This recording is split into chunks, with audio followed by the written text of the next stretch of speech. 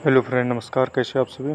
ऐसा करता आप सभी बहुत अच्छे होंगे। तो जैसे कि आप सभी को पता है कि सीएससी का जो है मतलब सर्टिफिकेट लेने के लिए, सीएससी अप्लाई करने के लिए सबसे पहले टीईसी का एग्ज़ाम देना पड़ता है।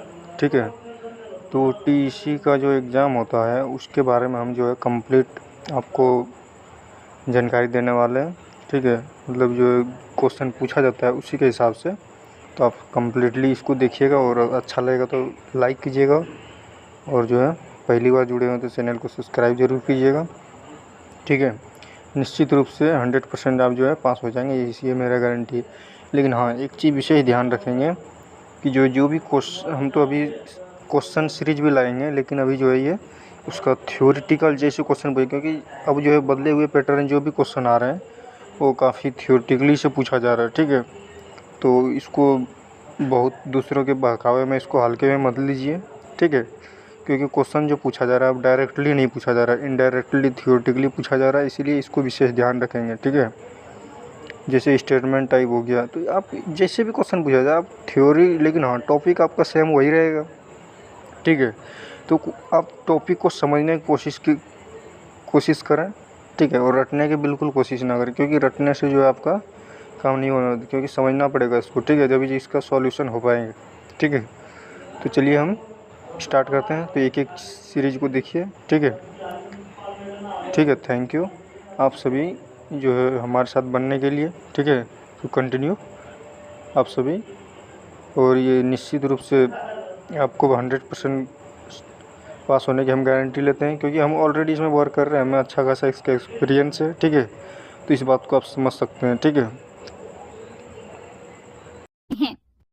एक उद्यमी के रूप में सफल होने के लिए आपको पुनरावृत्ति और प्रयोग की आवश्यकता होगी।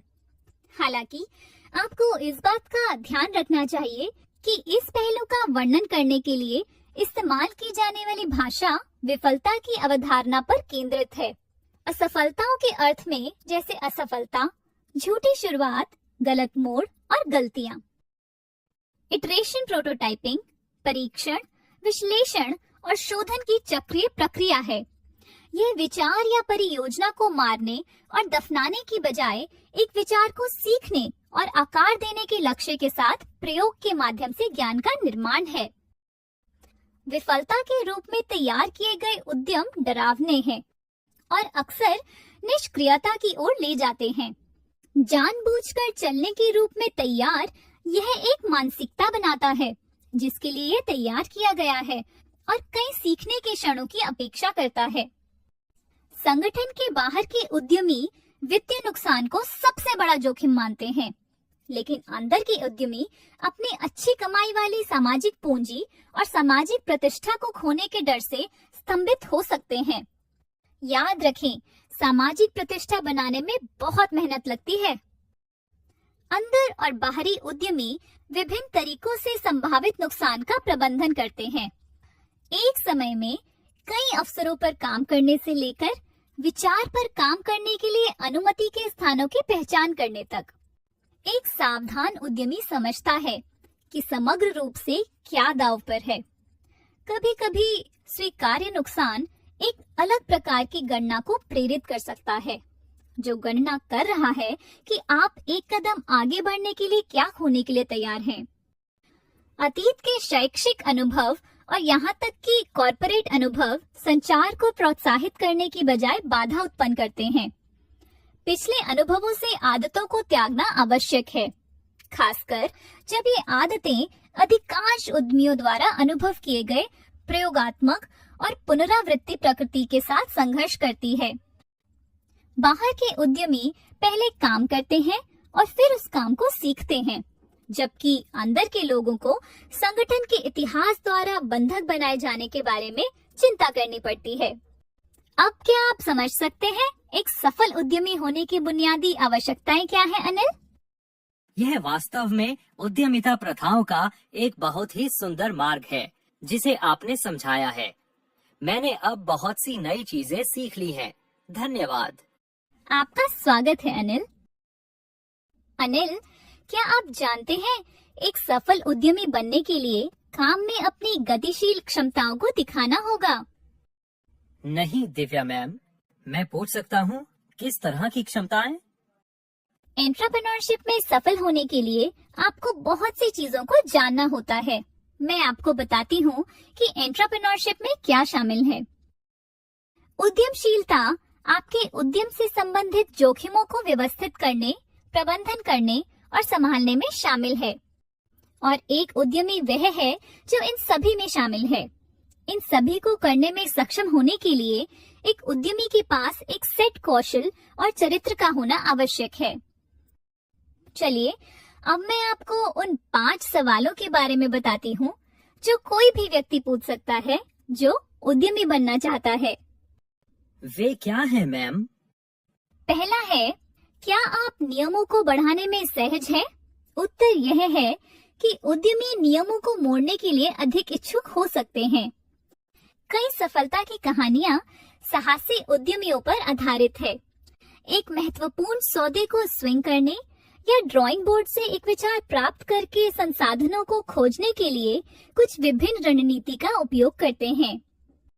अब क्या आप नियम झुकाने के लिए तैयार हैं? जवाब है, आप नियमों को बदल सकते हैं, लेकिन आप उन्हें तोड़ नहीं सकते। दूसरा सवाल है, क्या आप शक्तिशाली दुश्मन बनाने के लिए तैयार हैं? जवाब है, अनेक उद्यमी आला बाजार के उन लोगों के पास जाना पसंद करते हैं जो कि इनकम्बेंट्स की अनदेखी कर चुके हैं, लेकिन वे शक्तिशाली दुश्मन बनाने से डरते नहीं हैं। उनके प्रतिद्वंदियों का आकार उन्हें वे जो चाहते हैं उसके पीछे जाने से नहीं रोकता। तीसरा सवाल है, क्या आपके पास बहुत कम से शुरू करने का धैर्य है? व्यवसाय का निर्माण करने में व्यवसाय के लिए विचार उत्पन्न करने से अधिक समय लगता है। विचार का निर्माण करने और उसे पूरा होते देखने के लिए उस राह में बने रहना महत्वपूर्ण है। इसके लिए बहुत धैर्य की आवश्यकता होती है। उद्यमियों को बड़ा होने का लालच होना चाहिए, लेकिन इसके लिए धैर्य की भी आवश्यकता है। चौथा सवाल है, क्या आप रणनीतियों को बदलने के लिए तैयार हैं? जवाब है, स्मार्ट उद्यमियों की मान्यता है कि एक नए उद्यम को हठीलेपन से अपनी मूल रणनीति का पालन करने के बजाय केवल बने रहने से अधिक विश्वसनीयता प्राप्त होती है। वे जल्द ही पहचान लेते हैं कि कब उन्हें रास्ता बदलना है और वे शायद ही कभी ऐसा करने में संकोच करते हैं। एक अच्छी रणनीति महत्वपूर्ण है, लेकिन अगर ये काम नहीं करता है तो आपको अक्सर एक रणनीति से दूसरी में बहुत जल्दी बदलाव करना पड़ता है। पांचवा सवाल है, क्या आप करीब हैं? सफल उद्यमी जानते हैं कि सौदों को कैसे सील करना है। उनके पास आने की क्षमता है, अक्सर अंतिम क्षण में, और अपने प्रतिद्वंदियों को एक तरफ कोनी मारते हैं। उनके पास अक्सर अंतिम क्षण में आने की क्षमता होती है और वे अपने प्रतिद्वंदियों को पीछे छोड़ देते हैं। वे वास्तव में जानते हैं कि उन्हें क्या छोड़ देना चाहिए और दबाव में सौदों को अंतिम रूप देते समय वे क्या कर सकते हैं। क्या आप जानते हैं कि वास्तव में उद्यमिता है क्या? हाँ, यह अपना खुद का व्यवसाय उद्यम बनाने के बारे में है। हाँ, बेशक। हालांकि एक नया उद्यम शुरू करने से पहले बहुत सी चीजें हैं जिन्हें जानना जरूरी है।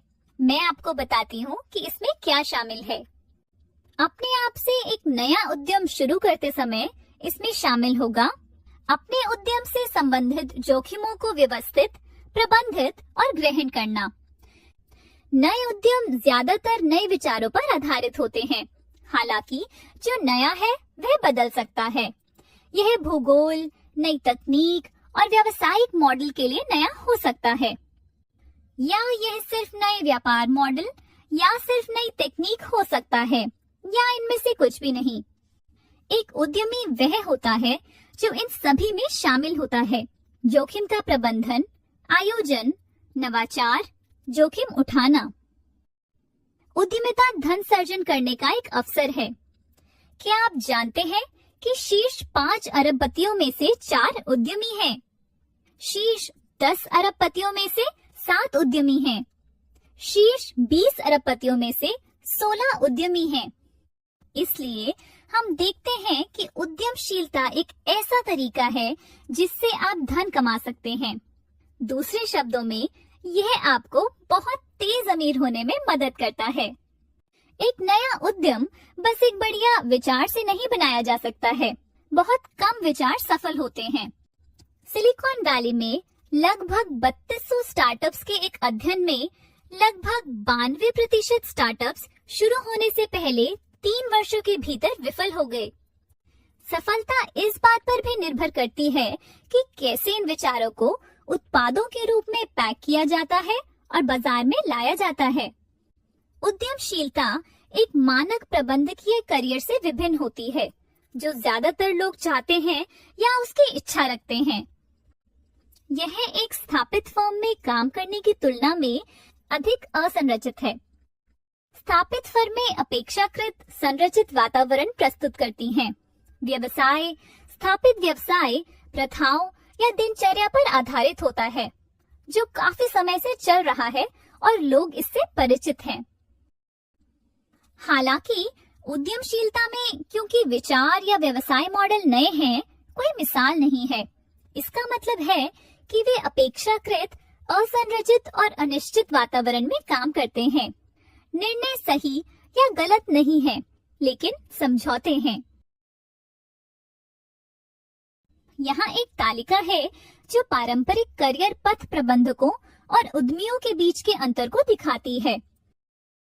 इसकी शुरुआत मकसद से होती है। हालांकि एक पारंपरिक करियर पथ प्रबंधक थोड़ा जोखिम के साथ स्थिरता चाहता है। एक उद्यमी अमीर होने की तलाश करता है, भले ही इसमें उच्च जोखिम शामिल हो। जब गतिविधि की बात आती है तो एक पारंपरिक प्रबंधक प्रतिनिधि मंडल और प्रबंधन में विश्वास करता है।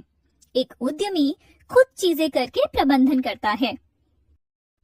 जब असफलता की बात आती है तो एक पारंपरिक प्रबंधक विफलता से बचने की इच्छा रखता है, लेकिन एक उद्यमी के लिए असफलता का मतलब है कि एक प्रयोग खत्म हो गया है, अगला बहुत निकट है। जब निर्णय लेने की बात आती है तो एक पारंपरिक प्रबंधक ऊपरी प्रबंधन का पालन करता है, लेकिन एक उद्यमी सक्रिय रूप से अपना निर्णय लेता है। यह वास्तव में बहुत ही दिलचस्प था दिव्या मैम, और मुझे पता चला कि सफल उद्यमी बनने में क्या शामिल होता है। बहुत बहुत धन्यवाद।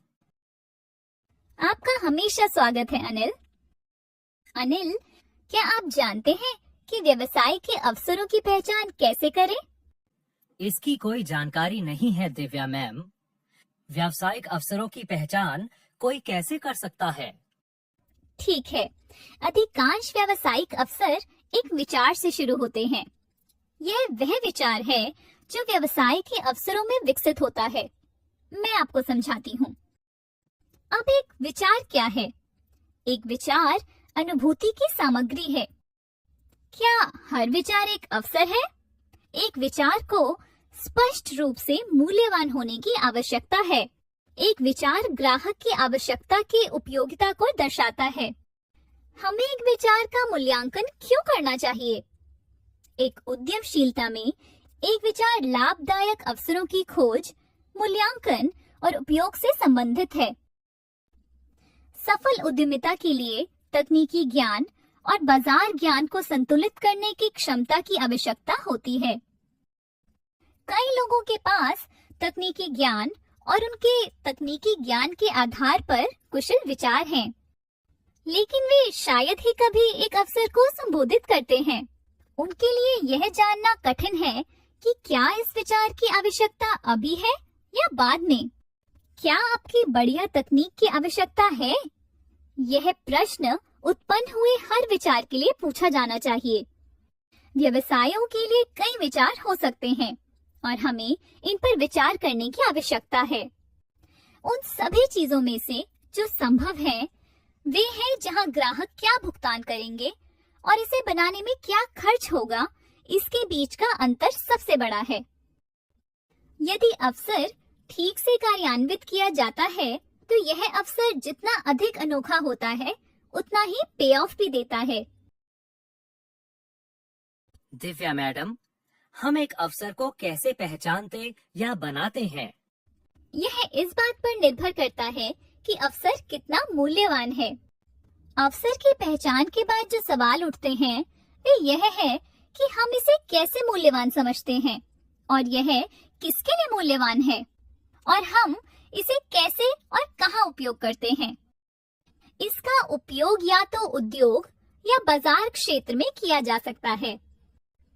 उसके बाद सवाल आता है कि कब, यानी क्या बाजार के विकास में इस विचार का फायदा उठाया जा सकता है और कैसे। इसका मतलब है कि वास्तव में क्या उत्पादन करना है और कैसे चार्ज करना है। इसके बाद आती है रणनीति, वित्त पोषण, निकास और विकास दर में किस प्रकार की रणनीति लागू की जानी है और किराए पर लेना, किस प्रभाव के साथ। अवसर की खोज के लिए कुछ किस्मत की भी जरूरत होती है। खोज के बाद बाधाओं का प्रबंधन किया जा सकता है। हमें याद रखना चाहिए कि हमें अवसर के लिए तैयार रहना है। सफलता पाने के लिए सिर्फ किस्मत ही काफी नहीं होगी। इसके अलावा एक बार अवसर की खोज हो जाती है तो आपको यह जानना होगा कि इसका करना क्या है। दिव्या मैडम, मैंने सुना है कि बाजार अलग अलग दरों पर बढ़ते हैं। क्या यह सच है? हाँ अनिल, सभी तरह के बाजार अलग अलग दरों पर बढ़ते हैं। विचार एक ऐसे बाजार की पहचान करना है जो संरचित और स्थिर है लेकिन बढ़ भी रहा है और इसके लिए बहुत बड़े पूंजी परिव्यय की आवश्यकता नहीं है। यह ग्राफ बाजार का आकार दिखाता है और यह समय के साथ साथ कैसे बढ़ता है। बाजार को बड़े बाजार के आकार और बढ़ते बाजार के रूप में विभाजित किया जा सकता है। आपको एक आला बाजार की पहचान करने की आवश्यकता है जो ग्राहकों को उच्च मूल्य प्रदान करता है ताकि एक उद्यमी के रूप में सफलता प्राप्त की जा सके, ग्राहक उपलब्ध हो और उन्हें संबोधित किया जा सके। यदि आप जानते हैं आपके ग्राहकों तक कैसे पहुंचा जाए तो कोई बड़ी ब्रांड निष्ठा नहीं है। ग्राहक को वापस भुगतान की पहचान की जा सकती है और यह दोहराई जा सकती है। मौद्रिक संबंध में ग्राहक को लाभ अधिक होना चाहिए या कम से कम आपकी लागत को कवर करे और साथ ही एक उचित लाभ भी दे। उत्पाद के विस्तार और बाजार के अग्रणी होने के लिए संभावना होनी चाहिए। उद्योग को न तो अत्यधिक केंद्रित होना चाहिए और न ही अत्यधिक प्रतिस्पर्धी होना चाहिए। बाजार की क्षमता की पहचान करने के बाद आपको अर्थशास्त्र पर ध्यान केंद्रित करने की आवश्यकता है। अर्थशास्त्र? यह कारक उद्यमिता में भूमिका कैसे निभा सकता है? मैं तुम्हें समझाती हूँ। अर्थशास्त्र समय के साथ प्रवाह करता है। आपको सकारात्मक नकदी प्रवाह के लिए समय की जांच करनी होगी। सीधे शब्दों में कहें तो नकदी प्रवाह जो नकदी अंदर प्रवाहित होती है और नकदी जो बाहर बहती है उसके बीच का अंतर है। अग्रिम रूप से पूंजी कम होनी चाहिए। अनुसंधान और विकास के लिए प्रारंभिक और चल रही दोनों जरूरतों को कम करने की आवश्यकता होती है। उच्च सकल मार्जिन बिक्री मूल्य और निर्माण की लागत के बीच का अंतर है। व्यक्तिगत फसल वह है जो आपके लिए है। संभावित व्यक्ति के लिए उद्यम का एक उच्च रणनीतिक मूल्य होना चाहिए। फार्मास्यूटिकल फर्म एंटरप्रेन्योर फर्मों को उस मूल्य से अधिक के लिए अधिग्रहित करती है जो उसके लायक है, क्योंकि यह उनके लिए रणनीतिक मूल्य है। कई बार प्रौद्योगिकी स्टार्टअप जो कि संचित हानि और मामूली बिक्री प्राप्त करते हैं, कई बार वे लायक होते हैं। रणनीतिक मूल्य महत्वपूर्ण ग्राहकों, वितरण या एक स्वामित्व प्रौद्योगिकी से आता है जो कि एक उद्योग में एक अवलंबी के लिए रणनीतिक मूल्य है। क्या यह आपके अवसर की लागत को कवर करता है? पैसा जो आप अपने व्यक्तिगत अगले सबसे अच्छे विकल्प और अन्य गैर मौद्रिक चीजों से बनाएंगे जो आप दे रहे होंगे। इनकम्बेंट्स के साथ प्रतिस्पर्धा करना प्रतिस्पर्धात्मक लाभ कहलाता है। यहाँ उठने वाले प्रश्न हैं, यदि आप प्रवेश करते हैं तो क्या आप मौजूदा खिलाड़ियों से प्रतिस्पर्धा कर सकते हैं? क्या आप कम लागत पर उत्पादन कर सकते हैं? क्या आप पैमाने की अर्थव्यवस्थाओं को प्राप्त कर सकते हैं? आपके प्रतियोगियों के लिए प्रवेश बाधाएं क्या हैं? जब आप इन सभी की गणना करेंगे तो आप एक सफल उद्यमी बन जाएंगे। यह वास्तव में बहुत जानकारीपूर्ण था दिव्या मैम। मैं इन पर ध्यान दूंगा। धन्यवाद। आपका हमेशा स्वागत है अनिल। अनिल, क्या आप जानते हैं कि लॉन्ग टर्म ओरिएंटेशन क्या है? नहीं Divya ma'am, long term orientation क्या है? लॉन्ग टर्म ओरिएंटेशन एक उद्यमी होने के दौरान सीखे गए ज्ञान का अनुकूलन है। इन वर्षों में आप इतनी सारी नई चीजें सीखेंगे। आप सीखेंगे कि नई चीजों को कैसे अपनाया जाए। एक अवसर की खोज व्यक्तिगत पात्रों और उनके सीखे गए ज्ञान का एक संयोजन है।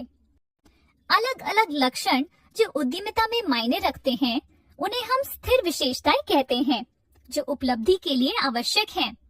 उद्यमी होने के लिए कुछ व्यक्तिगत प्राथमिकताएं हैं। जोखिम वहन और अस्पष्टता के लिए सहिष्णुता। बहुत कुछ क्षमता पर निर्भर करता है।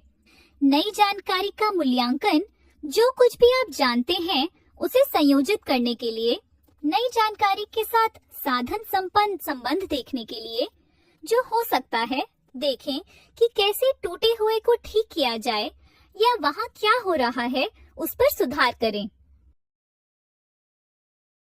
अनिल, आपको पता होना चाहिए कि व्यक्ति की विशेष क्षमताओं पर एक व्यक्तिपरक प्रक्रिया का निर्माण होता है।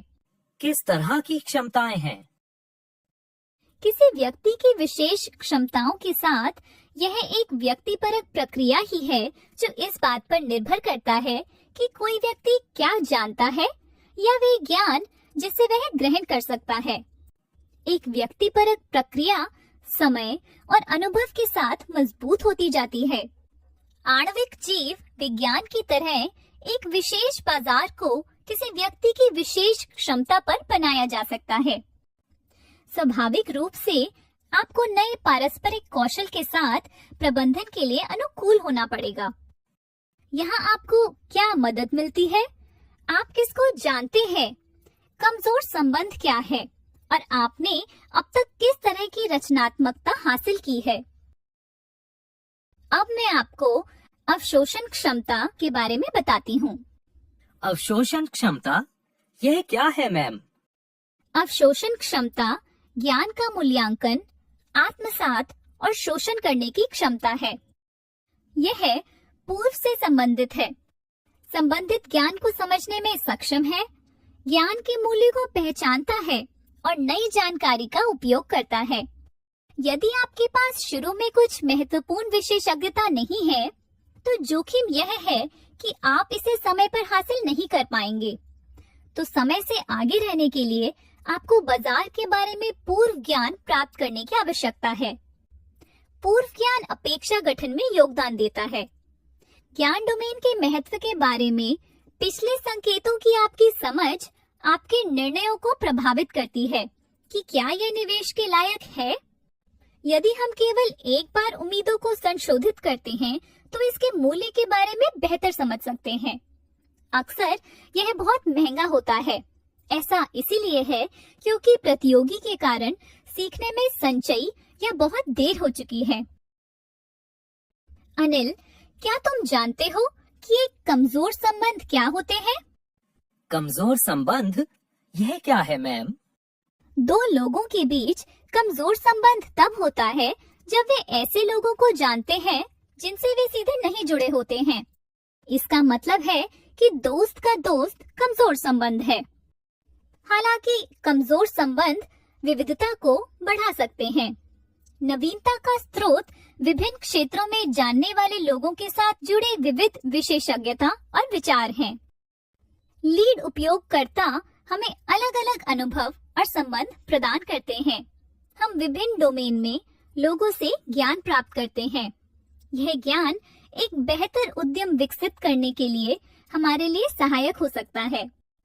आपको यह भी पता होना चाहिए कि एक कमजोर संबंध आंतरिक विशेषज्ञता का विकल्प नहीं है। वह पूरक है, विकल्प नहीं। आंतरिक विशेषज्ञता बाहरी रूप से विकसित किए गए विचारों या कौशल के मूल्यांकन के लिए अपरिहार्य है, जबकि बाहरी लोगों के साथ संपर्क उन सूचनाओं और संसाधनों तक पहुंच प्रदान करते हैं जो आंतरिक रूप से उत्पन्न नहीं हो सकते। अब रचनात्मकता क्या है?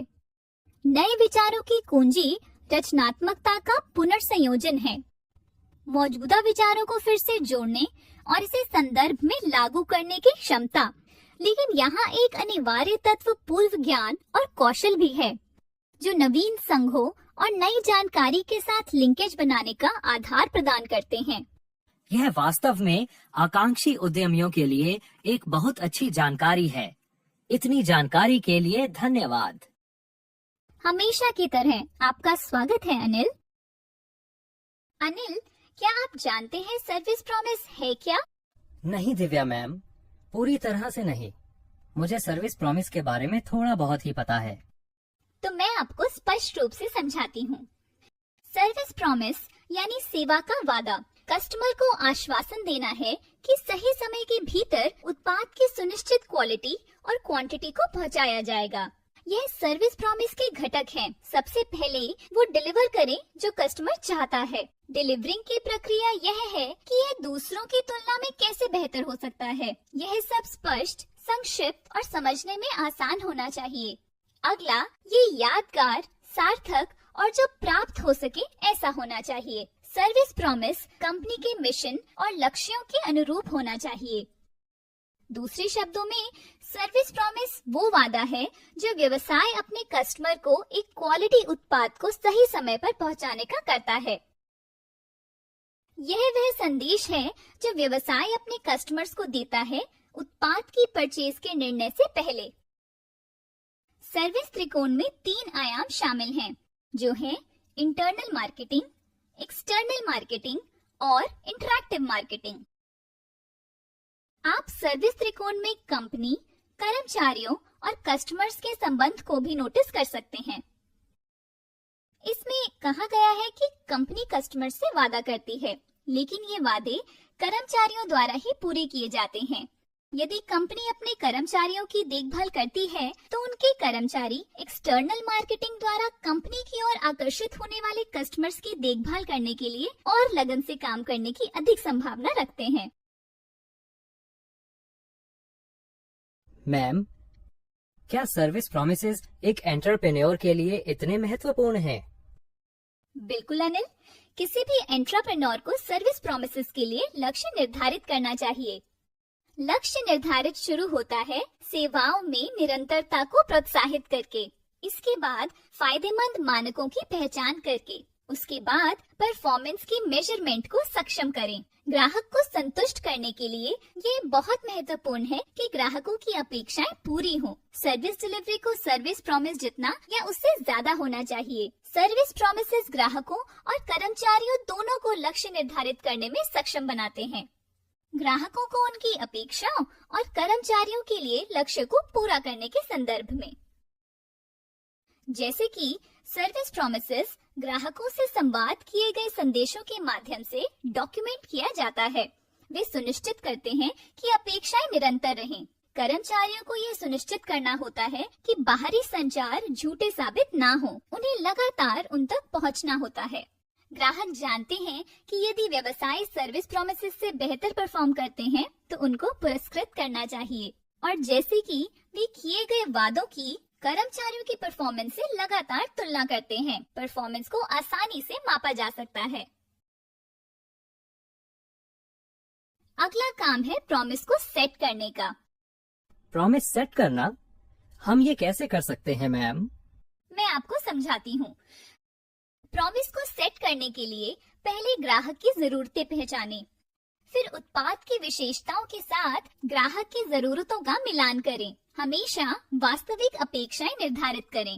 इन उम्मीदों में ट्रेडिशनल मार्केटिंग कम्युनिकेशन शामिल है, जैसे बिक्री और प्रचार, विज्ञापन और इंटरनेट और वेबसाइट संचार। प्रॉमिसेस को सेट करने के लिए कंपनियों को ग्राहकों की जरूरतों के साथ साथ उनकी खुद की क्षमताओं को पहचानना होगा और उनका मिलान कराना होगा। एक बार जब वे ग्राहक की विभिन्न आवश्यकताओं को हल करने वाली उत्पाद विशेषताओं को खोजने में सक्षम होते हैं, तब उन्हें यह सुनिश्चित करने की आवश्यकता है कि ग्राहकों को एक मैसेज दिया जाए कि ये सर्विस उन्हें सभी चैनलों पर, सभी स्तरों पर वितरित किया जा सकता है। इसके बाद आता है प्रॉमिसेस यानी वादों को सक्षम करना। प्रॉमिसेस को सक्षम करने के लिए सही लोगों को काम पर रखना होगा। फिर सर्विस को डिलीवर करने के लिए रिक्रूट्स को प्रशिक्षित और विकसित करना होगा। आपको कर्मचारी सशक्तिकरण के बारे में भी जांच करनी होगी। ये पुरस्कार और प्रोत्साहन के साथ उचित टेक्नोलॉजी और उपकरण प्रदान करके प्राप्त किया जा सकता है।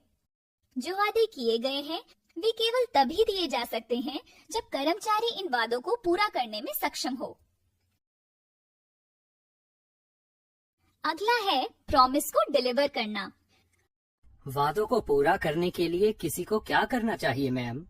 प्रॉमिस को डिलीवर करने के लिए आपको आवश्यकता होगी सेवा उत्कृष्टता, विश्वसनीयता, जवाबदेही, सहानुभूति, आश्वासन, टैंजिबल्स और ग्राहक अनुभव। ग्राहक को सर्विस से संतुष्ट महसूस करवाने के लिए यह आवश्यक है कि सर्विस प्रदाता विश्वसनीय, उत्तरदायी, सहानुभूतिपूर्ण हो और ग्राहक को आश्वस्त करें। सर्विस के टैंजिबल कंपोनेंट्स सर्विस के अनुभव को बढ़ाने के लिए डिजाइन किए गए हैं। ग्राहक का अनुभव इस बात पर निर्भर करता है कि जब ग्राहक विभिन्न बिंदुओं पर व्यवसाय के साथ बातचीत करता है तो कंपनी द्वारा तय किए गए वादे पूरे हुए हैं या नहीं। अगर सर्विस अपेक्षाओं को पूरा करती है तो ग्राहक संतुष्ट है। यदि सर्विस का अनुभव उतना अच्छा नहीं है जितना कि इससे उम्मीदें थी, ग्राहक असंतुष्ट है। लेकिन यदि सर्विसेज का अनुभव ग्राहक की अपेक्षाओं से अधिक है तो वह खुशी का अनुभव करते हैं। अब अनिल, कस्टमर्स को वादे डिलीवर करने की रणनीतियां होती हैं। ये क्या रणनीतियां हैं दिव्या मैम? इन रणनीतियों को एक के बाद एक प्रक्रियाओं के द्वारा संरचित किया जाता है। आइए इन चरणों की जांच करें। अब ग्राहकों को दिया गया वादा पूरा करने के लिए उनकी अपेक्षाओं को पूरा करना महत्वपूर्ण है। सबसे पहले आपको सुनने और कार्यवाही करने की आवश्यकता है। ग्राहकों की अपेक्षाओं को समझने के लिए और उन अपेक्षाओं को पूरा करने के लिए लगातार एनालिटिक्स का उपयोग करें। इसके बाद एक व्यापक समझ रखने के लिए विभिन्न ग्राहकों का सामना करने वाले विभागों के बीच संचार सुनिश्चित करें। अगर कोई प्रॉमिस पूरा नहीं हो पाता तो माफी मांगे और ग्राहक को इसे अपने नोटिस में लाने के लिए धन्यवाद दें और उनकी उम्मीदों से परे जाकर उन्हें पुरस्कृत करें। ग्राहकों को समझाने और स्टैंडर्ड्स को स्थापित करने के लिए कर्मचारियों को शामिल करें। अपनी योजनाओं का लगातार अभ्यास करें। कर्मचारियों को पुरस्कृत करें और पहचानें। यदि आवश्यक हो तो स्टैंडर्ड्स फिर से अपडेट करें और अपडेट करे स्टैंडर्ड्स को ट्रेन करें। अनिल, क्या आप जानते हैं कि एक एंटरप्रेन्योर को ग्राहकों की जरूरतों की पहचान क्यों करनी चाहिए? बहुत स्पष्ट रूप से नहीं, क्या आप इसे समझा सकती हैं मैम? सबसे पहले उपभोक्ताओं के लिए जरूरतें उपयुक्त हैं, न कि उत्पाद। मकसद है ग्राहक के परचेज निर्णय को बढ़ाना। ये ग्राहक की संतुष्टि और वफादारी सुनिश्चित करता है। ग्राहक की विशिष्ट आवश्यकताओं को स्पष्ट रूप से परिभाषित नहीं किया गया है। यह समय के साथ और ग्राहकों के बीच बदलता रहता है। इनोवेशन जो ग्राहकों की आवश्यकताओं का पालन करता है व्यवसाय को वैल्यू देता है। इससे ग्राहकों की शिकायतें कम होती हैं। ग्राहकों को खरीदारी करने या ना करने के अपने फैसले में उनकी जरूरतों द्वारा निर्देशित किया जाता है। ग्राहकों की जरूरतें व्यवसायों के लिए महत्वपूर्ण होती हैं क्योंकि प्रोडक्ट या सर्विसेज को ग्राहकों की जरूरतों के अनुसार डिजाइन किया जाता है जो ग्राहक को लंबे समय तक संतुष्ट करने में सक्षम होते हैं। जबकि उत्पादों को स्टैंडर्डाइज किया जाता है, ग्राहक की आवश्यकताएं बिल्कुल अलग होती हैं और समय के साथ भिन्न हो सकती हैं। उदाहरण के लिए एक ग्राहक को आज एक सामान्य स्मार्टफोन की आवश्यकता हो सकती है, उसे कुछ समय में एक उच्च स्तरीय यानी हाई एंड स्मार्टफोन की आवश्यकता होगी क्योंकि उनकी नौकरी की भूमिका बदल गई है। ग्राहकों की जरूरतों का ध्यान रखने से व्यवसायों को समाधान पेश करने में मदद मिलती है। ये ग्राहक के लिए मूल्य यानी वैल्यू है और विक्रेता के लिए भी। उदाहरण के लिए उबर और ओला जैसी कैब बुकिंग सर्विसेज अस्तित्व में आई और सफल रही क्योंकि उन्होंने आसान परिवहन बुकिंग की आवश्यकता को पूरा किया। अनिल, क्या आप जानते हैं कि जिस उत्पाद का आप समर्थन कर रहे हैं, ग्राहक उन उत्पादों से क्या चाहते हैं? मेरा मानना है कि ये ग्राहकों की प्रोडक्ट की जरूरत से काफी मिलता जुलता है। बहुत सी चीजें और उनमें से ज्यादातर चीजें छिपी हुई होती हैं। ग्राहक की उत्पादों से क्या जरूरतें हैं, ये व्यवसाय के लिए एक महत्वपूर्ण कारक है। उसके लिए हमें कई चीजों को जानना होगा। इन बहुत सी चीजों को कार्य क्षमता के साथ शुरू किया जा सकता है। क्या ये समस्या को हल कर रहा है? फिर कीमत, क्या ये बजट में फिट बैठता है? अगला सुविधा है, क्या ये एक सुविधाजनक उपाय है? उपयोगकर्ता का अनुभव कैसा है? फिर आता है डिजाइन, विश्वसनीयता, परफॉर्मेंस और अनुकूलता।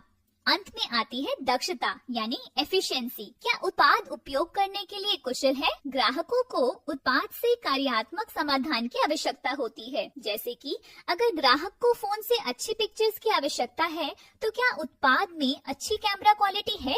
ये खरीद करने के लिए सुविधाजनक होना चाहिए और उपयोग का अनुभव विश्वसनीय होना चाहिए, उम्मीदों पर खरा होना चाहिए और ग्राहकों द्वारा उपयोग किए जाने वाले अन्य उत्पादों के साथ कंपैटिबल होना चाहिए। उदाहरण के लिए, आप जिस नए ऐप को बेचने की कोशिश कर रहे हैं, वे ग्राहक के ऑपरेटिंग सिस्टम जैसे कि एंड्रॉइड, विंडोज या iOS के साथ कंपैटिबल होना चाहिए। क्या कर्मचारी ग्राहक की तरह सोच रहा है कि ग्राहकों को मुख्य रूप से सर्विसेज में क्या चाहिए? उदाहरण के लिए, यदि कोई ग्राहक किसी जरूरी लेन देन के लिए बैंक में जाता है और वहां कर्मचारी अन्य उत्पादों को बेचने की कोशिश करता है, तो ग्राहक निराश महसूस करता है और स्थिति को कंट्रोल में नहीं पाता। इसलिए कर्मचारियों को ग्राहक के प्रति सहानुभूति रखकर कार्य करने की आवश्यकता होती है। यह उचित शर्तों को सुनिश्चित करता है, उत्पाद से संबंधित निर्णयों में पारदर्शिता लाता है और ग्राहक को प्रोडक्ट या सर्विस विकल्पों के बारे में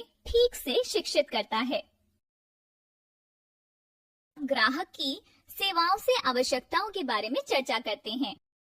मेरा मानना है कि ये ग्राहकों की प्रोडक्ट की जरूरत से काफी मिलता जुलता है। नहीं, सर्विसेज से ग्राहकों की जरूरतें बिल्कुल अलग हैं। मैं आपको समझाती हूँ। सबसे पहले है सहानुभूति।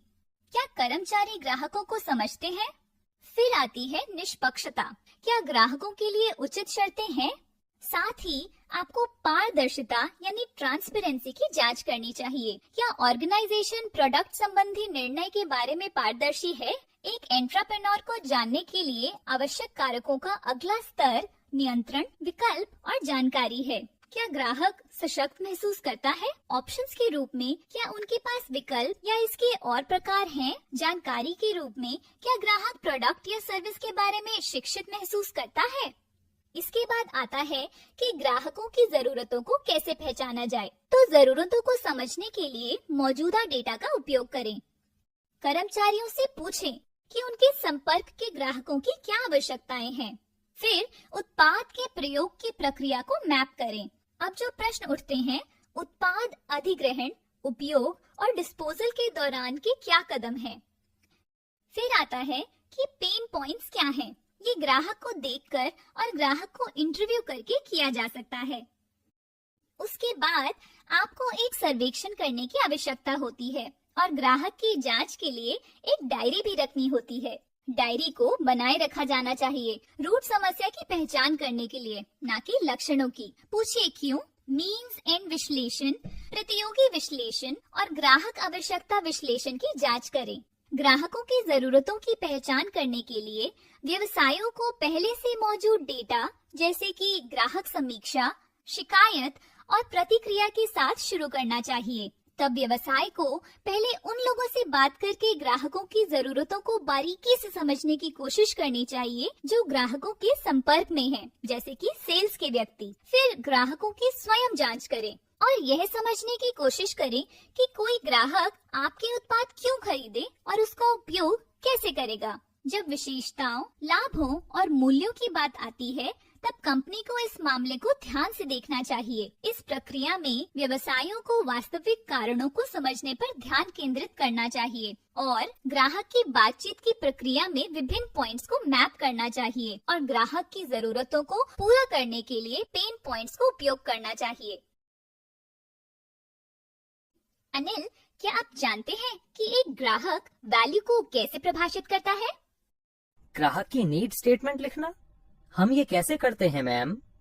एक ग्राहक यूनिवर्सल एक्सेप्टेंस को देखते हुए वैल्यू को परिभाषित करता है। यहाँ जो प्रश्न उठ सकते हैं वे यह है कि क्या उत्पाद ग्राहकों के बीच और समय के साथ साथ अच्छा काम कर रहा है? क्या यह कार्रवाई योग्य है? क्या यह स्पष्ट और उद्देश्यपूर्ण है? क्या यह सिर्फ जरूरत के बारे में बताता है और समाधान के बारे में नहीं? मूल्य यानी वैल्यू को ग्राहक के दृष्टिकोण से प्रभाषित और मापा जाना चाहिए, नहीं तो ये छिपे हुए अवसरों की पहचान करने और अन्य मार्केटिंग और विकास की गतिविधियों को करने के लिए एक बेकार इनपुट है। भौगोलिक स्थान, लिंग और आय स्तर की परवाह किए बिना सभी ग्राहकों के लिए इसकी परिभाषा रेलेवेंट होनी चाहिए।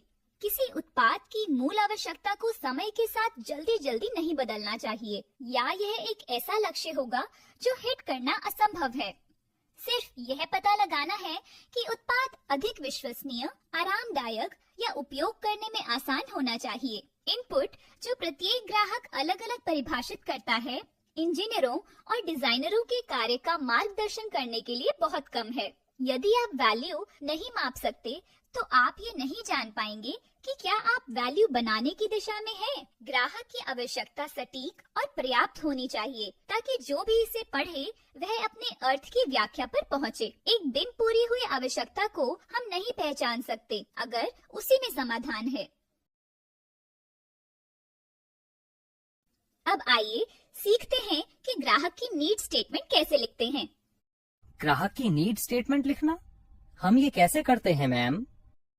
मैं आपको समझाती हूँ। ग्राहक की जरूरतों को उस काम के रूप में लिखा जाना चाहिए जिसे वे करना चाहते हैं। नीड स्टेटमेंट में टेक्नोलॉजी, प्रोडक्ट या सर्विस सुविधा का समाधान शामिल नहीं होना चाहिए। नीड स्टेटमेंट संक्षिप्त होना चाहिए और अस्पष्ट नहीं होना चाहिए।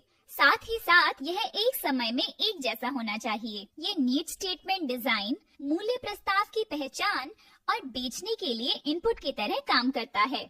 आपको ये याद रखना चाहिए कि कोई ऐसा कंसिस्टेंट स्टैंडर्ड नहीं है जो केवल एक तरह की आवश्यकता को परिभाषित करता है। उसका उद्देश्य, संरचना, सामग्री और प्रारूप क्या होना चाहिए। हालांकि कंपनियां ग्राहकों से बात करती हैं, लेकिन उनके द्वारा इकट्ठा किए गए इनपुट्स उद्देश्य, संरचना, सामग्री और प्रारूप में भिन्न होते हैं, जो परिवर्तनशीलता को लाता है और ये नवाचार प्रक्रिया को पटरी से उतार सकता है। इसके बाद उत्पाद से ध्यान हटाकर उस कार्य के एग्जीक्यूशन के लिए किए गए प्रयासों पर ध्यान केंद्रित करना महत्वपूर्ण है जो प्रोडक्ट या सर्विस ग्राहक के लिए करना चाहता है।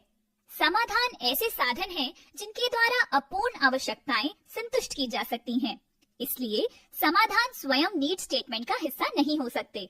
नीड स्टेटमेंट में ऐसे शब्द शामिल नहीं होने चाहिए जिनकी व्याख्या ग्राहक जनसंख्या या कंपनी के भीतर कार्यात्मक क्षेत्रों में अलग अलग तरीके से की जा सकती है। इसे आवश्यक स्टेटमेंट के इरादे के अनुसार असहमति हो सकती है। किसी भी क्रिया, वस्तु या गतिविधि के लिए एक जैसे शब्दों का प्रयोग अलग अलग स्टेटमेंट में किया जाना चाहिए और एक कंसिस्टेंट फॉर्मेट में होना चाहिए। अब अनिल, आइए ग्राहक की जरूरतों को हल करना सीखें। हाँ मैम, क्या आप बता सकती हैं कि ग्राहक की जरूरतों को हल करने के क्या मापदंड हैं? मैं इस क्षेत्र की कुछ आवश्यकताओं का वर्णन करती हूँ। ग्राहकों की जरूरतों का हल करने के लिए सबसे पहले कोई भी कम्युनिकेशन गैप नहीं होना चाहिए। दूसरा, ग्राहक के धैर्य की जांच करने के लिए लगातार इंटरनल और एक्सटर्नल कम्युनिकेशन होना चाहिए। अगला चरण ग्राहक को उत्पाद के बारे में शिक्षित करता है और साथ ही ग्राहक को उत्पाद को खरीदने के बाद अपनाने में मदद करता है। कुछ अन्य आवश्यकताएं हैं आदर्श ग्राहक की पहचान करना, फिर ग्राहकों के साथ अच्छे संबंध बनाए रखना, यह जांचने के लिए कि सभी ग्राहक आपके उत्पादों के साथ सहज हैं। आपको एक सक्रिय सर्विस संरचना की आवश्यकता है। फिर आपको संचार यानी कम्युनिकेशन की रणनीतियों को तैयार करने की आवश्यकता होगी। संचार रणनीतियों का निर्माण ग्राहकों की प्रतिक्रियाओं और ग्राहकों की शिकायतों, सुझावों का उपयोग करके किया जाता है। इससे आपको ग्राहकों की आवश्यकताओं को समझने में मदद मिलेगी। ग्राहक की पहचानी गई जरूरतों को हल करके उनका लाभ उठाना चाहिए। व्यवसाय प्रोडक्ट इनोवेशन के माध्यम से ग्राहकों की जरूरतों को पूरा करने की कोशिश करते हैं, जबकि सभी ग्राहकों को ऐसे समाधानों की आवश्यकता नहीं होती। उन्हें यह सुनिश्चित करने की आवश्यकता है कि प्रोडक्ट या सर्विस के बारे में कम्युनिकेशन द्वारा इनकंसिस्टेंट आवश्यकताओं का निर्माण ना करें और यह सुनिश्चित करें कि ग्राहक को इस बात की जानकारी हो कि प्रोडक्ट या सर्विस उनकी किन आवश्यकता को पूरा कर सकता है। हालांकि कंपनियों को ग्राहक संबंध बनाने की कोशिश करनी चाहिए, लेकिन उन्हें ऐसा केवल उन ग्राहकों के साथ करना चाहिए जो व्यवसाय के लिए मूल्यवान हो। यह भी ध्यान रखें कि सभी ग्राहक व्यवसाय के लिए महत्वपूर्ण नहीं होते, इसलिए उन ग्राहकों को पहचानने की जरूरत है जो लॉन्ग टर्म में मूल्यवान होंगे और उन्हें पेश किए जाने वाले उत्पाद की जरूरत हो सकती है। यह इस धारणा को सामने लाता है कि क्या ग्राहक प्रोडक्ट या सर्विस द्वारा प्रदान की जा रही वैल्यू के लिए भुगतान करने को तैयार है। अनिल, इतना जानने के बाद मैं सभी कारकों को एक साथ लाना चाहूंगी ताकि आप कारकों का बेहतर विश्लेषण कर सकें। ये बहुत अच्छा रहेगा दिव्या मैम। सभी ग्राहकों को किसी की जरूरत होती है जो उन्हें सफल इनोवेशंस के बारे में बता सके। सबसे पहले प्रोडक्ट और सर्विस विशेषताओं से ग्राहक की क्या जरूरतें हैं इसको स्पष्ट करें। अगला, ग्राहक की जरूरतों की पहचान करने के लिए उत्पादन फ्लोर में सेल्स टीम या कर्मचारियों से सेकेंडरी डेटा प्राप्त करें। ग्राहक टच पॉइंट पर कर्मचारियों का उपयोग करें। ग्राहक से उत्पाद की आवश्यकताओं के बारे में पूछें जो आप उन्हें बेच रहे हैं। उसके बाद प्रतियोगी और उनके उत्पादन का विश्लेषण करें जिनका वे समर्थन कर रहे हैं। प्रतियोगी विश्लेषण के बाद आपको अपने कर्मचारियों को ग्राहक की जरूरतों को स्पष्ट रूप से परिभाषित करने की आवश्यकता है। काम का अगला स्तर वैल्यू को सॉल्व करना है। उसके लिए आपको कंसिस्टेंट होने की आवश्यकता है। उसके लिए आप ग्राहक को शिक्षित कर सकते हैं और उनके साथ लंबे समय तक चलने वाले संबंध बना सकते हैं। कुल मिलाकर व्यवसायों के लिए ग्राहकों की जरूरतों की पहचान करना महत्वपूर्ण है, क्योंकि ये जरूरतें ही इनोवेशंस और मौजूदा उत्पादों के साथ ग्राहकों की संतुष्टि को बढ़ावा देते हैं। इन जरूरतों की पहचान के लिए व्यवसाय को सेकेंडरी डेटा और ग्राहक या प्रतिस्पर्धी से प्राप्त डेटा दोनों का उपयोग करना चाहिए। एक बार जब इन जरूरतों की पहचान हो जाती है, तब उन्हें स्पष्ट रूप से परिभाषित किया जाना चाहिए और जो ग्राहक की वैल्यू के लिए होते हैं, उन्हें लगातार हल किया जाना चाहिए। अब हम चर्चा करते हैं कि प्रश्नों को सुना कैसे जाए। क्या ग्राहकों के सवालों को सुनने की भी कोई प्रक्रिया होती है मैम? हाँ है, मैं आपको उसके बारे में बताती हूँ। प्रश्नों को सुनने में शामिल है एक्टिव यानी सक्रिय सुनना, ग्राहक की शारीरिक भाषा देखना और प्रश्न के स्वर और भावनाओं को समझना। प्रश्न के इरादे को समझने पर ध्यान दें। यदि आवश्यक हो तो पुष्टि करने के लिए आप प्रश्न को दोहरा सकते हैं। यदि प्रश्न स्पष्ट नहीं है तो स्पष्टीकरण के लिए पूछें। एक बार जब आप प्रश्न को समझ गए हैं तो पुनः वाक्यांश दें और पूछें कि आपने प्रश्न को सही ढंग से समझा है कि नहीं। अब आपको उत्तर तैयार करने की आवश्यकता है। प्रत्याशित प्रश्नों के लिए बने बनाए उत्तर तैयार रखें। फिर उत्तर देने के लिए आवश्यक जानकारी प्राप्त करने का होमवर्क करें। आपको सकारात्मक रहने की आवश्यकता है, भले ही प्रश्न जटिल हो। आप दूसरों के बारे में बात करके शुरू कर सकते हैं जिनके पास भी समान प्रश्न थे। आश्वस्त करें कि आपके पास इसका उत्तर या समाधान है। उत्तर बताएं और पॉइंट पर रहें। उन सवालों के जवाब ना दें जो ग्राहक ने पूछे ही ना हो। इसके बाद उन चिंताओं और शिकायतों का सामना करना पड़ता है जो कि महत्वपूर्ण फीडबैक है उत्पाद, सेवा या सूचना के बारे में। चिंताओं और शिकायतों को समझने की कोशिश करते हुए ये ग्राहक को समझने का भी एक अवसर है। इस अवसर का उपयोग वफादार ग्राहक बनाने के लिए किया जा सकता है या इस अवसर का उपयोग प्रोडक्ट या सर्विस को बेहतर बनाने के लिए किया जा सकता है। इस अवसर का उपयोग सकारात्मक प्रचार के लिए भी किया जा सकता है। अब जैसे रोकथाम इलाज से बेहतर है, शिकायतों का विश्लेषण करने के बाद आप समझ सकते हैं कि समस्या की प्रकृति, आवृत्ति और गंभीरता भविष्य में इसे बेचने में मदद कर सकती है। चिंता को बढ़ाने से बेहतर है समय रहते चिंता का शमन। यदि विश्लेषण से भी समस्या को नहीं बचाया जा सकता है तो इसे संभालने की प्रक्रिया ग्राहक की नकारात्मकता को कम करने में मदद करेगी। किसी स्थिति को बेहतर ढंग से संभालने के लिए आपको ग्राहक द्वारा सामना की गई कठिनाइयों के लिए माफी मांगने की जरूरत है और उसके बाद आपको ग्राहक को एक समाधान खोजने और प्रदान करने की आवश्यकता है। चिंता या शिकायत सुनने से यह जांचने में मदद मिलती है कि समाधान काम करता है या नहीं, क्योंकि अंतिम उद्देश्य ग्राहक को प्रसन्न करना है। अब आइए जानते हैं कि आपत्ति से कैसे निपटें। अधिकांश आपत्तियां सवालों या चिंताओं के रूप में आती हैं। पहले ग्राहक को सुने और पुष्टि करें कि आपके उत्पाद ने इसी तरह की स्थितियों में दूसरों की मदद की है। ग्राहकों का विश्वास जीतने के लिए ग्राहक को प्रशंसा पत्र और रेफरेंसेस प्रदान करें जहां भी संभव हो। आपत्ति उनकी इच्छा और भागीदारी का संकेत है। समझें कि ग्राहक आखिर चाहता क्या है। प्रोडक्ट या सर्विस की सच्ची उम्मीदें निर्धारित करें और उन्हें डिलीवर करें। जब आपके खुद के व्यवसाय की बात आती है तो आपको मिलने वाले सामान्य प्रश्नों को सूचीबद्ध करें। फिर इन सवालों के जवाब बनाएं। सवालों के जवाब देने की एक प्रक्रिया बनाएं। पिछले अनुभवों के आधार पर बार बार आने वाली चिंताओं और शिकायतों को सूचीबद्ध करें। भविष्य में समस्याओं से बचने के लिए प्रोडक्ट या सर्विस में क्या बदलाव लाना है, इसका विश्लेषण करें। बची हुई शिकायतों के लिए समाधान की एक प्रक्रिया बनाएं। अंत में शिकायतों और चिंताओं के समाधान के लिए एक प्रक्रिया बनाएं, जैसे सुनना, माफी मांगना, समाधान प्रदान करना, पालन करना और प्रसन्न करना। अनिल, एक सफल एंटरप्रेन्योर के रूप में आपको ग्राहक को सही विकल्प चुनने में भी मदद करनी होगी। दिव्या मैम, ये करने की प्रक्रिया क्या है? हम अब यही चर्चा करने जा रहे हैं। पहले यह समझने की कोशिश करें कि ग्राहक कैसे चुनाव करते हैं। फिर पता लगाएं कि ग्राहक किसी उत्पाद को कैसे चुनते हैं। इससे आपको ग्राहक की पसंद को प्रभावित करने में मदद मिलेगी। यह तालिका विभिन्न ग्राहकों द्वारा किए गए चुनाव को दर्शाती है। तालिका में आप देख सकते हैं कि विभिन्न प्रकार के ग्राहक हैं। विभिन्न प्रकार के ग्राहकों के साथ उनके बाइंग क्राइटेरिया, व्यापारिक मुद्दे, निर्णय, बजट, निर्णय प्राधिकरण, क्वालिटी और क्या करना है, ये सब भी शामिल है। ग्राहक की पसंद को प्रभावित करने के लिए ग्राहक के लिए एक संसाधन यानी रिसोर्स के रूप में कार्य करें। इससे आपको यह समझने में मदद मिलेगी कि ग्राहक को क्या चाहिए। उत्पाद के बारे में ग्राहक को शिक्षित करें। प्रोडक्ट की सेल्स को पिच करते समय कंसिस्टेंट रहें।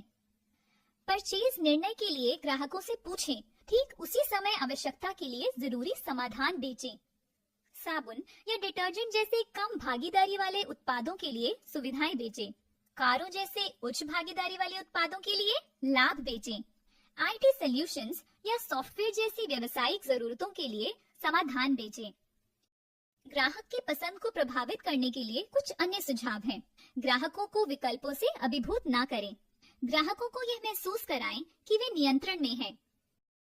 ग्राहक को प्रभावित करने के लिए बहुविशेषता यानी मल्टी एट्रीब्यूट निर्णय लेने का उपयोग करें।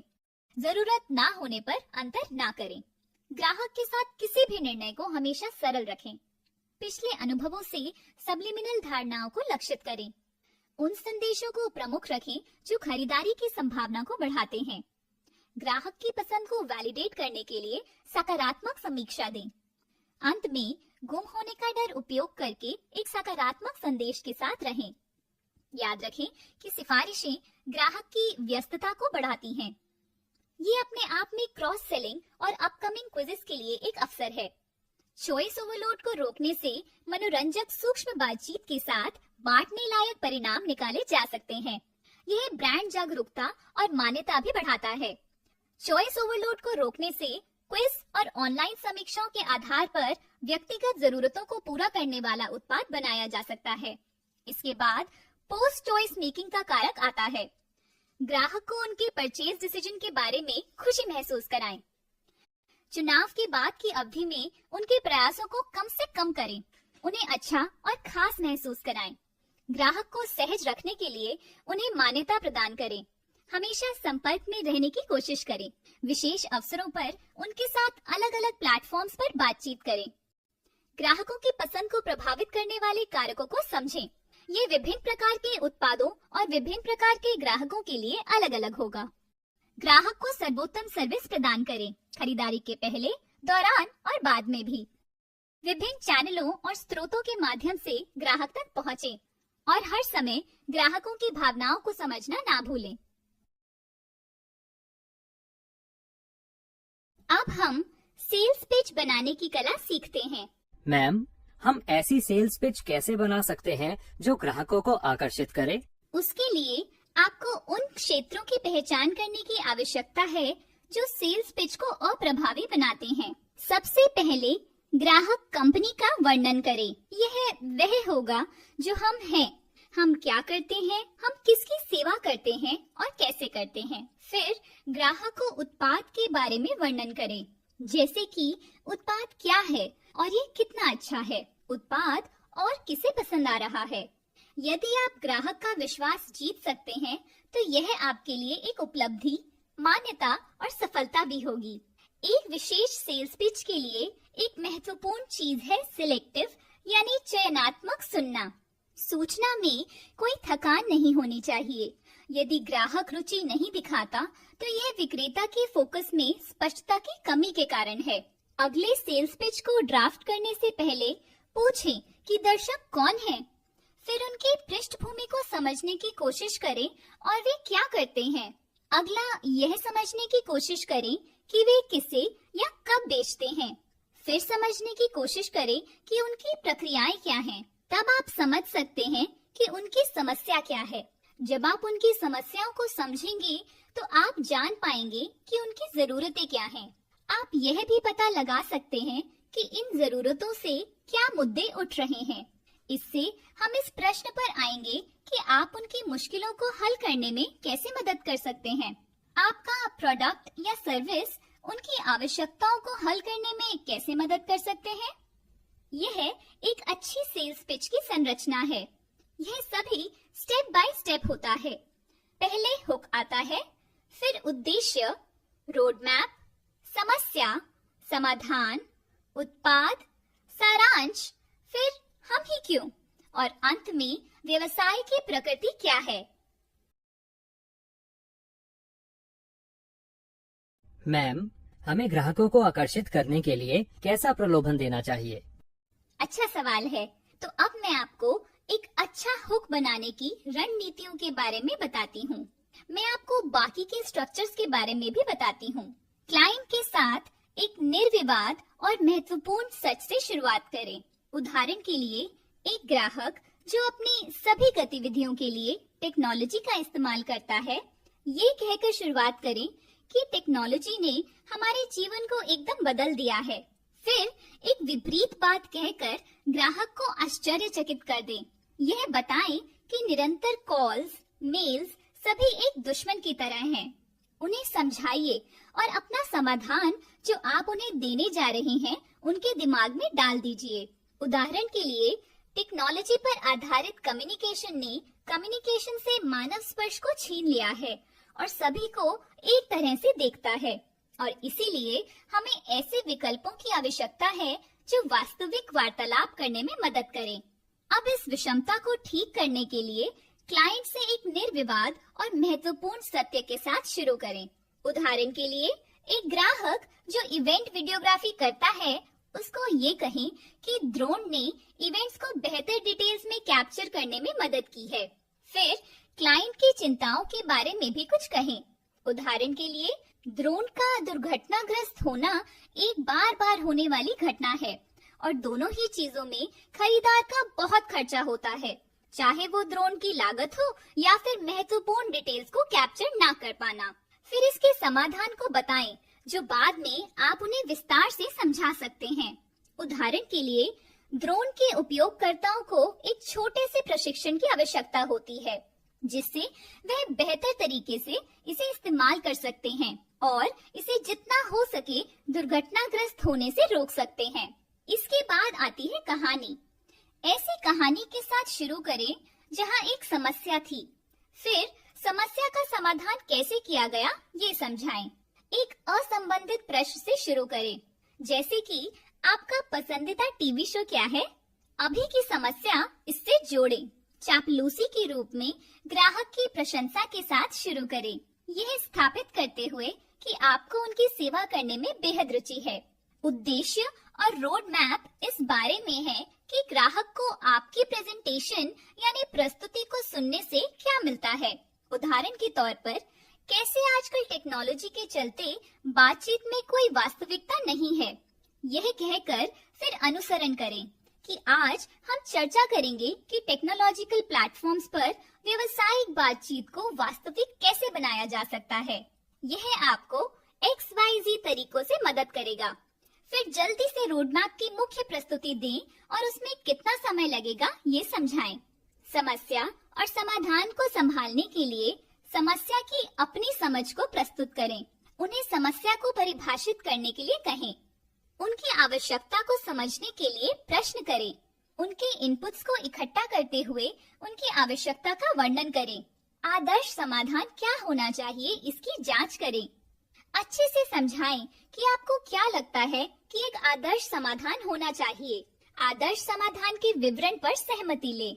उत्पाद के विवरण और सारांश के बारे में शुरू करें कि जैसे उत्पाद प्रदान किया जा रहा है वो समाधान के लिए फिट बैठता है। समाधान का वर्णन करें, उत्पाद की विशेषताओं का नहीं। अन्य ग्राहकों के लिए समान समस्याओं को हल करने वाली कहानियों का उपयोग करें। यदि उपलब्ध हो तो उत्पाद का वर्णन करने वाले प्रशंसा पत्र का उपयोग करें। परिभाषित जरूरतों को सारांशित करें। समाधान वर्णन करें और आवश्यकता के साथ उत्पाद फिट करें। जब ये इस बात पर आता है कि हम ही क्यों, तो पुरस्कार और मान्यताओं से शुरू करें। फिर कंपनी की पृष्ठभूमि और उसकी अब तक की यात्रा के बारे में बताएं। आपकी कंपनी की यात्रा आपके प्रतियोगी से कैसे अलग है, इससे शुरू कर सकते हैं। उदाहरण दें, इनोवेशन, मुद्दों के शीघ्र समाधान, उचित मूल्य निर्धारण और अनुकूल समाधान। यदि हो तो प्रशंसा पत्र प्रदान करें। वैकल्पिक रूप से पोस्ट सारांश, उनके बारे में पूछें कि वे अपने सेवा प्रदाता में क्या देखते हैं और फिर खुद को उस विवरण में रखें। जो नहीं मांगा जाता वो अक्सर नहीं दिया जाता। क्लोज मांगे बिना पिच मत छोड़िए। आप कैसे आगे बढ़ना चाहते हैं? ऐसे सवालों का उपयोग करें। क्या आप निर्णय लेने से पहले हमसे कुछ और चाहते हैं? क्या हमारा उत्पाद आपकी आवश्यकताओं को हल करता है? अंत में आप उनसे पूछ सकते हैं कि वे यहाँ से आगे बढ़ना चाहते हैं। आगे वे आपसे क्या करवाना चाहते हैं, चाहे वे आपका प्रस्ताव खरीदें या नहीं। फिर भी उनकी परचेज की रुचि के बारे में विचार प्राप्त करने की कोशिश करें। अब देखते हैं कि मार्केटिंग की चुनौतियां और समाधान क्या हैं। मैम, क्या मार्केटिंग में चुनौतियां और उनके हल संबंधित होते हैं? जी हाँ अनिल, आपको जल्द ही पता चल जाएगा। अब हम व्यवसायों द्वारा सामना की जाने वाली प्रमुख मार्केटिंग चुनौतियों की पहचान करते हैं और उन्हें इन चुनौतियों का सामना करने के लिए समाधानों से लैस करते हैं। सबसे पहले, सभी ग्राहक मैनेजिंग कस्टमर हेट्रोजेनी यानी प्रबंध ग्राहक विषमता के अनुसार भिन्न होते हैं।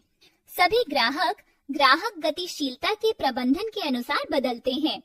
सभी प्रतियोगी सस्टेनेबल प्रतिस्पर्धात्मक लाभ के प्रबंधन के अनुसार प्रतिक्रिया करते हैं। सभी संसाधन प्रबंधन संसाधन व्यापार कार्यालयों के अनुसार सीमित हैं। पर्यावरणीय कारकों जैसे कि ग्राहक विशेषताओं, प्रतियोगी के कार्यों और सीमित संसाधनों के कारण कुछ प्रमुख कार्य हैं जिनके व्यवसायों को प्रबंधित करना है। क्योंकि सभी ग्राहक अलग अलग हैं, व्यवसायों को विविधता का प्रबंधन करना है। क्योंकि ग्राहक लगातार बदलते रहते हैं, व्यवसायों को गतिशीलता का प्रबंधन करना पड़ता है। क्योंकि प्रतिस्पर्धी समान संसाधनों और ग्राहक आधार के लिए लड़ते हैं, व्यवसायों को समान संसाधन आधार के साथ प्रबंधन करना पड़ता है और स्थायी लाभ का निर्माण करना पड़ता है। मार्केटिंग चुनौतियां यातायात और लीड पैदा करने के साथ शुरू होती हैं। फिर मार्केटिंग गतिविधियों पर रिटर्न को भी देखना होगा। कुछ अन्य चुनौतियां पर्याप्त बजट, वेबसाइट प्रबंधन, व्यवसाय की जरूरतों के लिए सही तकनीक, अंतर्राष्ट्रीय सामग्री निर्माण और टीम को प्रशिक्षित करने के लिए सुरक्षित हैं। सबसे चुनौतीपूर्ण कार्य जो मार्केटर्स को सामना करना पड़ता है वह ग्राहक की पहचान करने और उस ग्राहक को आकर्षित करने में सक्षम होने के साथ संबंधित होता है, जैसे कि मार्केटिंग गतिविधियों पर निवेश रिटर्न कमाता है। यह चुनौतियां सभी प्लेटफॉर्मों में व्यापक हैं और जैसा कि आज के डिजिटल युग में किसी भी व्यवसाय के लिए दर्शक अंतर्राष्ट्रीय हैं, फर्मों को ऐसी सामग्री की आवश्यकता होती है जो अंतर्राष्ट्रीय दर्शकों को लक्षित और कार्य करती हो। फिर मुद्दे भी हैं। ट्रैफिक और लीड जनरेट करते समय मांग कैसे बनाएं, इस पर समस्याएं हैं। विकल्पों की विस्तृत एरे को देखते हुए फोकस क्षेत्रों की पहचान करना मुश्किल है। ग्राहकों की जरूरतों की पहचान करके अच्छी गुणवत्ता वाले उत्पाद का पता लगाना एक और चुनौती है, क्योंकि आपको इसे दर्शकों के नोटिस को लक्षित करने के लिए भी लाना होगा। मार्केटिंग गतिविधियों पर रिटर्न में भी समस्याएं हैं। इन मुद्दों में से एक है, हर मार्केटिंग गतिविधि पर निवेश को ट्रैक करना मुश्किल है। आप मार्केटिंग और ग्राहक संबंध प्रबंधन या CRM सॉफ्टवेयर के बीच लूप बनाकर मार्केटिंग गतिविधियों और बिक्री परिणामों को जोड़कर कार्रवाई कर सकते हैं। पर्याप्त बजट सुरक्षित करना एक और मुद्दा है।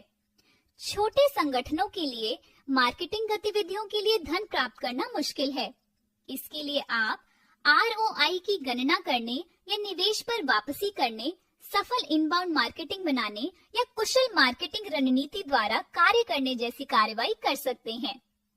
वेबसाइट प्रबंधन भी लेखन और सामग्री प्रबंधन जैसे मुद्दों का सामना करता है। दर्शकों को वेबसाइट या दर्शकों से जुड़ाव के लिए आकर्षित करता है। एक सफल वेबसाइट बनाने के लिए आप लोडिंग समय का अनुकूलन कर सकते हैं। सामग्री विकसित करने के लिए फ्रीलांसरों का उपयोग करें। एक मंच पर होस्ट वेबसाइट जो सभी मार्केटिंग चैनलों को एकत्रित करती है। व्यापार की जरूरतों के लिए सही तकनीक के भी मुद्दे हैं। ऐसा इसलिए है क्योंकि टेक्नोलॉजी पर प्रतिक्रिया बिखरी हुई है। एकाधिक आवश्यकताओं के लिए कई तकनीकी समाधानों की आवश्यकता होती है। मार्केटिंग ऑटोमेशन सॉफ्टवेयर का उपयोग करने के लिए आप कार्य यहाँ कर सकते हैं। इसके अलावा आप उपयोग किए जा रहे विभिन्न सॉफ्टवेयर और टेक्नोलॉजी को एकत्रित करने वाले प्लेटफॉर्मों का उपयोग कर सकते हैं। अंतर्राष्ट्रीय दर्शकों के लिए लक्षित सामग्री भी मुद्दों का सामना करती है। आदर्श लक्ष्य की पहचान करने जैसे मुद्दे हैं। एक और मुद्दा यह है कि विभिन्न देशों और संस्कृतियों के दर्शकों के लिए प्लेटफॉर्मों को कैसे व्यवस्थित और अनुकूलित किया जाए। आपके द्वारा यहाँ की जाने वाली कार्रवाइयाँ विकास बाजारों की पहचान करना है। सभी बाजारों को लक्षित ना करें, लेकिन जो आपके लिए सही हैं। अंतर्राष्ट्रीय दर्शकों के लिए स्थानीय रुझानों का भी पता लगाएं और एकत्रित करें। टीम को प्रशिक्षित करते समय आप जिन मुद्दों का सामना कर सकते हैं वे तकनीक के रूप में अप्रचलित हो रहे हैं और रुझान जल्द ही अप्रचलित हो जाते हैं। अलग अलग समय और सांस्कृतिक संदर्भों में प्रासंगिक प्रशिक्षणों की पहचान करना भी मुश्किल है। यहाँ आप टीम की वर्तमान स्थिति और आवश्यक सुधारों का मूल्यांकन करने जैसे कार्रवाई कर सकते हैं। आप यह भी पहचान सकते हैं कि किसे पहचानना है और किसे कोच करना है। अंत में इसे सभी को एक साथ लाना है और ग्राहक का ध्यान आकर्षित करना है। सार्थक जुड़ाव और विकास को आगे बढ़ाएं। सही समय पर सही लोगों तक पहुंचाएं। प्राथमिकताओं को पहले सेट और फॉलो करें और खुद को अलग करें। इसके अलावा एक अभियान को जरूरत के हिसाब से रोक दें। अनिल, आपको यह भी पता होना चाहिए कि किसी प्रोडक्ट के सफल होने के लिए आपको मेल खाते हुए समाधान के साथ साथ कॉन्टैक्ट्स भी चाहिए। मैचिंग सॉल्यूशन और कॉन्टैक्ट, ये हम कैसे प्राप्त कर सकते हैं मैम? किसी भी उत्पाद के सफल होने के लिए उसे बाजार में फिट होना चाहिए।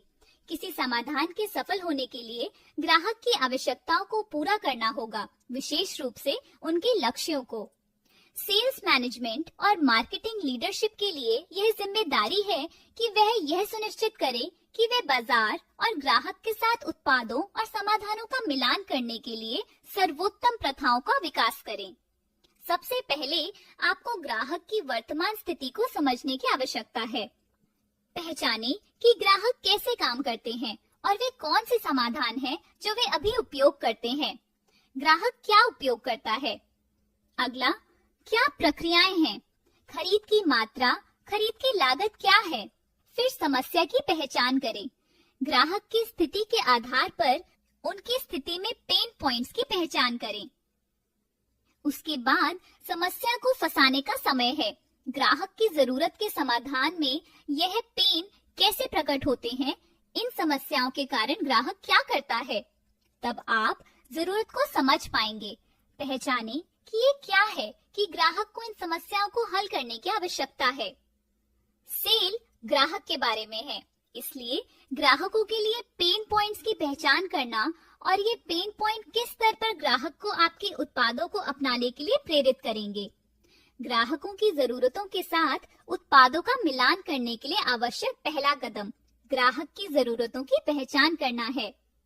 उपभोक्ताओं के मनोवैज्ञानिक, जनसांख्यिकीय और व्यवहार संबंधी आंकड़ों के आधार पर उन्हें अलग अलग समूहों में विभाजित किया जा सकता है। इन समूहों के लिए सामान्य आवश्यकताओं की पहचान करना आसान है। उन ग्राहकों का विश्लेषण करना जो विभिन्न पॉइंट्स पर चले गए और उनकी चिंता अन्य समान ग्राहकों की जरूरतों को समझने में मदद कर सकती है। संबंधित उत्पाद खरीद के आधार पर ग्राहकों की जरूरतों को पहचानें। जैसे कोई व्यक्ति जो स्मार्टफोन खरीद सकता है, समान गैजेट्स के लिए आकर्षित हो सकता है। यह सेल्स का एक पॉइंट हो सकता है। जब विक्रेता व्यक्तिगत रूप से ग्राहकों के साथ बातचीत करते हैं, तो ग्राहकों की जरूरतों को समझना, उन्हें सवाल पूछने और क्या क्यों से आगे बढ़ना संभव है। लेकिन जब अद्वितीय व्यक्तियों की बजाय एक व्यापक ग्राहक आधार के लिए समझने की आवश्यकता होती है, तो ग्राहक की जरूरतों की पहचान करने के विभिन्न तरीके होते हैं। माध्यमिक डेटा एक कुशल और लागत प्रभावी तरीका है, लेकिन किस पॉइंट पर सेकेंडरी डेटा का उपयोग किया जाएगा, यह अभी भी समझने की आवश्यकता है। अब कुछ पॉइंट्स ऐसे हैं जो ग्राहक के लिए मिलते जुलते समाधान देते हैं। ये पॉइंट्स क्या है मैम? ये पॉइंट्स हैं ग्राहक विशेषताएं, साइकोग्राफिक विशेषताएं, डेमोग्राफिक विशेषताएं, खरीदारी का इतिहास, खरीदारी की जगह, ईट और motor store, online, telephonic, product और सर्विस विशेषताएं, उत्पाद के प्रकार, वेरिएंस, वॉल्यूम और क्वांटिटी, संगठन का लक्ष्य, ग्राहकों के प्रति वफादारी, सेल्स और रेवेन्यू में वृद्धि। ग्राहक के डेटा के आधार पर व्यवसाय सही समय पर और सही चैनल के माध्यम से ग्राहकों को अत्यधिक अनुकूलित समाधान प्रदान कर सकते हैं। अगला सबसे अच्छा ऑफर संगठन के लक्ष्यों और उसके उत्पाद की विशेषताओं के साथ ग्राहकों की विशेषताओं और उनके पसंद के चैनल का मेल कराता है। संगठन की विशेषताओं और ग्राहकों की आवश्यकताओं के बीच एक मिलान प्राप्त करने के लिए यह महत्वपूर्ण है कि व्यवसाय में इन चरणों का पालन करें। फर्म क्या हासिल करना चाहती है? उदाहरण के लिए, एक व्यवसाय जो बढ़ा हुआ रेवेन्यू चाहता है, वह उस रणनीति का उपयोग नहीं करेगा जो किसी फर्म में ग्राहक की वफादारी के निर्माण में उपयोग होती है। ग्राहक का डेटा विश्लेषण, आवश्यकता की पहचान और भविष्य की खरीद की जरूरत को पहचानना है।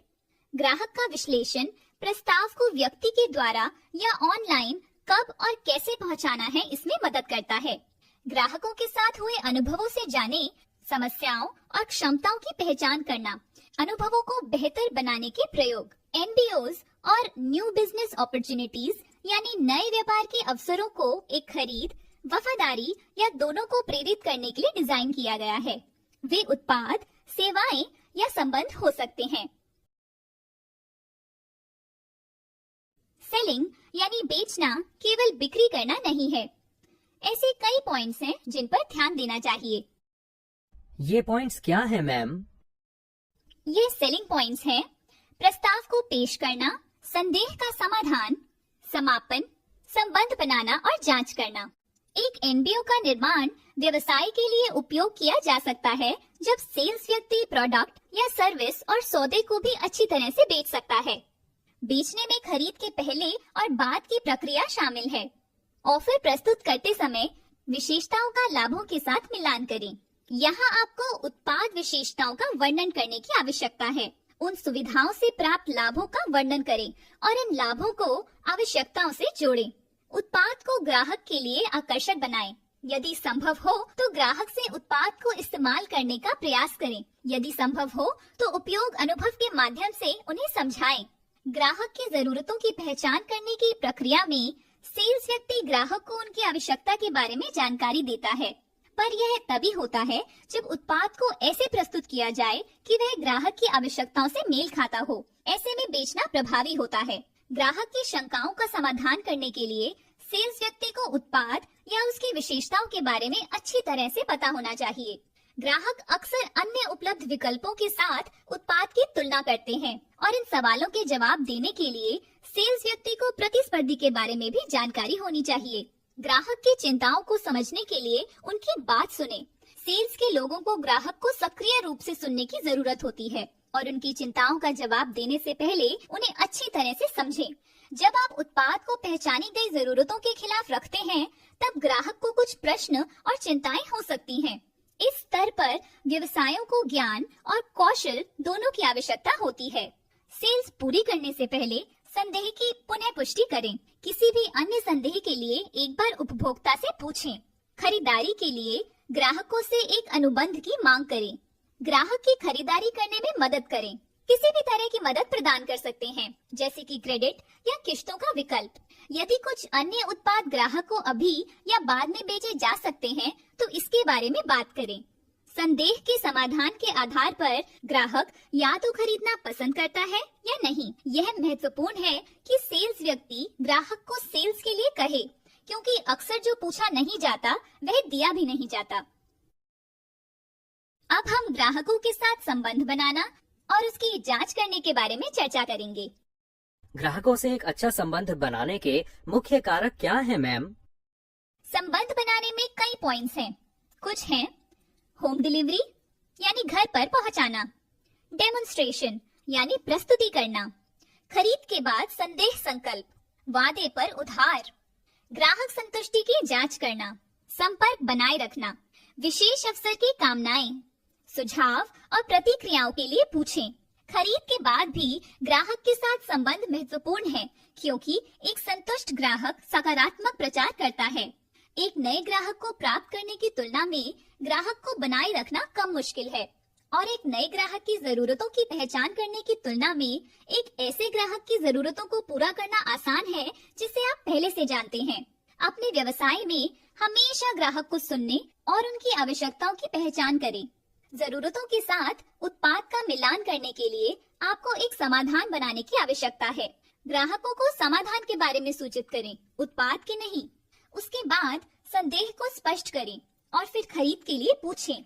इसी तरह ग्राहक की सेवा खरीद के बाद भी करते रहें। अनिल, क्या आप जानते हैं कि व्यापार में मूल्य क्या है? नहीं मैम, क्या आप बता सकती हैं? मूल्य ग्राहक द्वारा निर्धारित किया जाता है, एक प्रोडक्ट या सर्विस के उपयोग के लिए जो हम उसे प्रदान करते हैं। यह ध्यान रखना महत्वपूर्ण है कि एक ही उत्पाद विभिन्न समूहों के लिए विभिन्न उद्देश्यों की पूर्ति कर सकता है। यह भी संभव है कि ग्राहक स्वयं किसी उत्पाद या विशेषता के मूल्य के बारे में सचेत रूप से नहीं सोचते या समझते। कोई पूछ सकता है कि मूल्य दृष्टिकोण को अपनाने से क्या फायदा है? जवाब यह है कि यह स्पष्ट भेदभाव करने में मदद करता है। ये ग्राहकों को यह समझाने में भी मदद करता है कि उन्हें कितना फायदा होता है। धन्यवाद दिव्या मैम, ये बहुत ही सूचनात्मक था। आपका हमेशा स्वागत है अनिल। अनिल, क्या आप ऑन प्रोडक्ट सर्विस प्रॉमिसेस के डिलीवरिंग के महत्व को स्पष्ट रूप से समझते हैं? स्पष्ट रूप से तो नहीं मैम, क्या आप मुझे इसे और अच्छे से समझा सकते हैं? जरूर। यह कंपनी और कस्टमर रिलेशनशिप का एक बहुत महत्वपूर्ण हिस्सा है। अब सवाल है कि आपको ऐसा क्यों लगता है कि कस्टमर आपसे खरीदारी कर रहा है, जबकि वही वस्तु आपके प्रतिस्पर्धियों द्वारा चलाई किसी अन्य शॉपिंग आउटलेट में भी उपलब्ध हो सकती है। यह सिर्फ इस कारण से है कि कस्टमर आपके द्वारा बनाए गए प्रोडक्ट या सर्विस को महत्व देता है।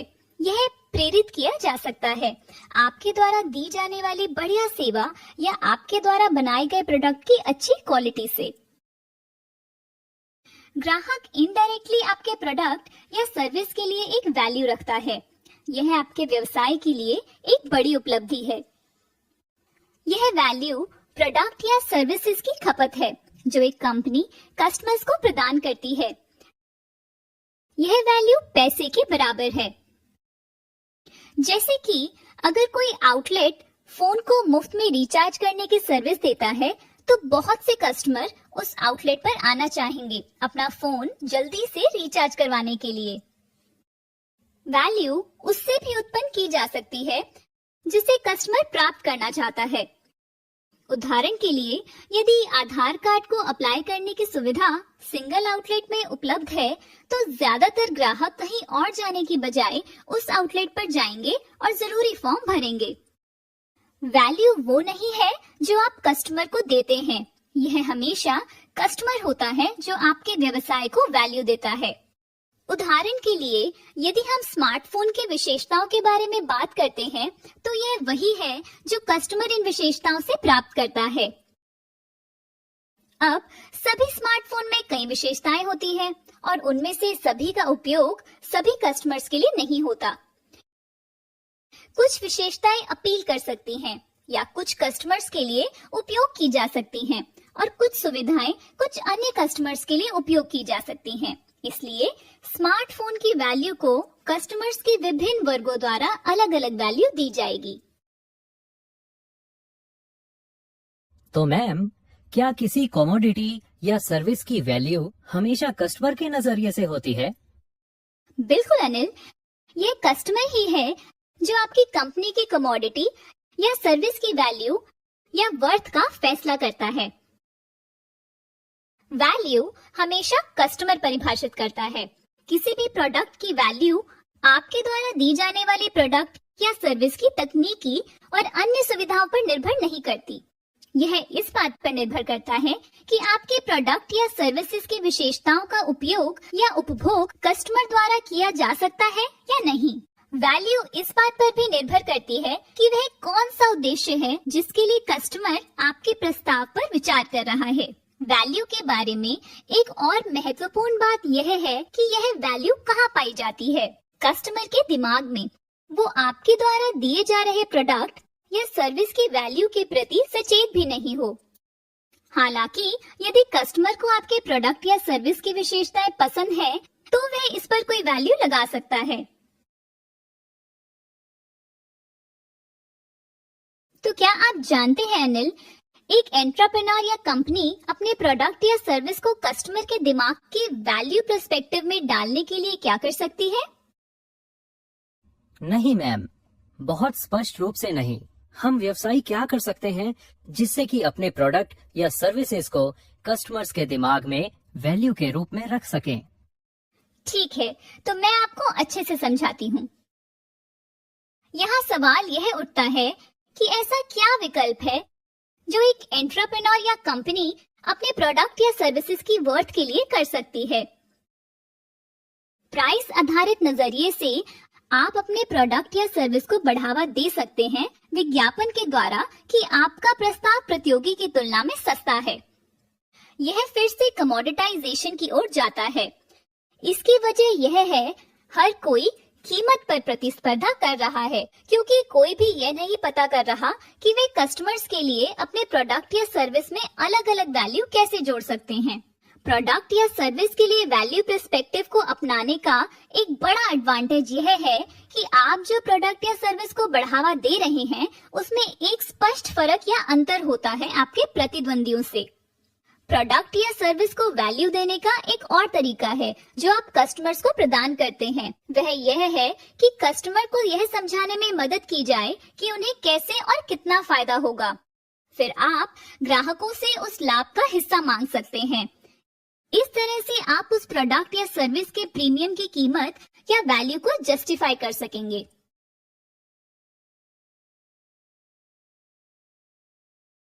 अब मैं आपको एंटरप्रेन्योर के वैल्यू फ्रेमवर्क के बारे में समझाती हूँ जो कि कस्टमर्स के लिए है। क्या ये फ्रेमवर्क प्रोडक्ट या सर्विस में वैल्यू डालने का काम करता है जो कि एक एंटरप्रेन्योर दे सकता है? बिल्कुल, ये फ्रेमवर्क सिर्फ उसी पर्पस के लिए बनाया गया है। स्क्रीन पर आप एंटरप्रेन्योर के लिए वैल्यू फ्रेमवर्क देख सकते हैं। इसे 3 भागों में बांटा गया है। पहला है वैल्यू क्रिएशन। ये वो जगह है जहां आप पहली स्टेज में अपने प्रोडक्ट या सर्विस के लिए वैल्यू बना सकते हैं। पहली स्टेज में यह सवाल उठता है कि आप किसकी सेवा कर रहे हैं और आपके प्रस्ताव क्या हैं। दूसरी स्टेज में ये आपके प्रोडक्ट या सर्विस के वैल्यू के डिलीवरी का समय है। यहाँ आपको पहले प्रोडक्ट या सर्विस के ऑपरेटिंग मॉडल की जांच कराने की आवश्यकता है ताकि आप कस्टमर्स को वही प्रस्ताव दे सकें। यहाँ प्रश्न यह उठता है कि आप प्रोडक्ट या सर्विस कस्टमर्स तक कैसे पहुंचा सकते हैं। तीसरी स्टेज वैल्यू कैप्चर के लिए सेट की गई है। ये वो समय है जब आपने कस्टमर्स के लिए प्रोडक्ट या सर्विस को बढ़ावा दे दिया है, तो अब आप अपने प्रस्ताव की वैल्यू को कैप्चर या इकट्ठा कर सकते हैं। इसके लिए आपको अपने प्रोडक्ट या सर्विस की यूनिकनेस के सोर्सेज की जांच करनी होगी। यहाँ आपके प्रतियोगियों से चुनौती आ सकती है कि वो आपके विचारों या डिजाइन्स की नकल क्यों ना करें। अब आता है अपने प्रोडक्ट या सर्विस के लिए वैल्यू बनाना। हाँ मैम, ये कैसे करना चाहिए? मैं आपको वैल्यू क्रिएशन के बारे में विस्तृत रूप से बताती हूँ। अपने प्रोडक्ट या सर्विस की वैल्यू बनाने के लिए पहले आपको यह जांचने की आवश्यकता है कि आपके कस्टमर्स कौन हैं। फिर आपको ये जांचने की आवश्यकता है कि उनकी विशेषताएं जनसांख्यिकी यानी डेमोग्राफिक्स क्या हैं। अंत में आपको यह जानकारी इकट्ठा करनी है वे किस समस्या का सामना कर रहे हैं। अब जब आप अपने कस्टमर्स के मुद्दों को समझने की कोशिश करते हैं तो आप स्वयं भी कुछ मुद्दों का सामना करेंगे। कुछ मुद्दों को सही तरह से स्पष्ट भी नहीं किया जा सकता है। इस समस्या को हल करने के लिए आपको कस्टमर से बात करने की आवश्यकता है।